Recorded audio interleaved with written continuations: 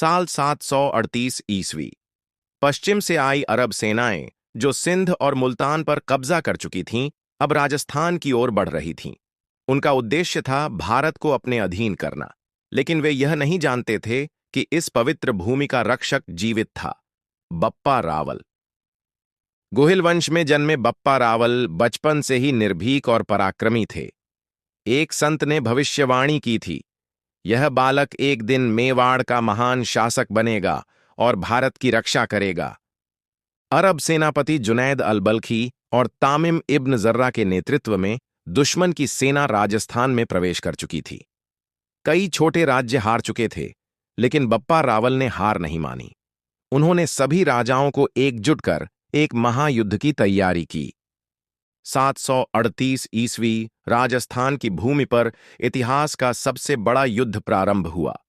बप्पा रावल ने अपनी सेना को दो भागों में बांटा और रणनीति के अनुसार दुश्मन पर अचानक हमला किया। युद्ध अपने चरम पर था। अरब सेनापति तामिम इब्न जर्रा ने खुद बप्पा रावल को चुनौती दी। दोनों के बीच भीषण युद्ध हुआ और अंततः बप्पा रावल की तलवार तामिम की गर्दन को काटती हुई निकल गई।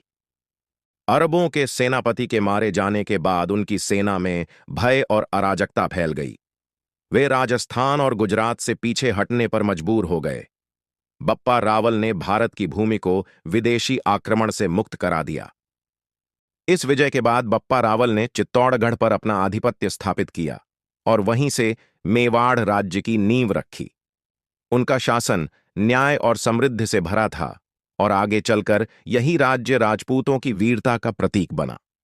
अपने अंतिम वर्षों में बप्पा रावल ने राज्य का कार्यभार अपने उत्तराधिकारियों को सौंप दिया और संन्यास ले लिया, लेकिन उनकी वीरता और त्याग की गाथा आज भी राजस्थान की हवाओं में गूंजती है।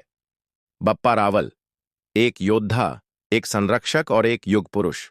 उनकी तलवार ने भारत की स्वतंत्रता की रक्षा की और उनकी विरासत आज भी जीवित है।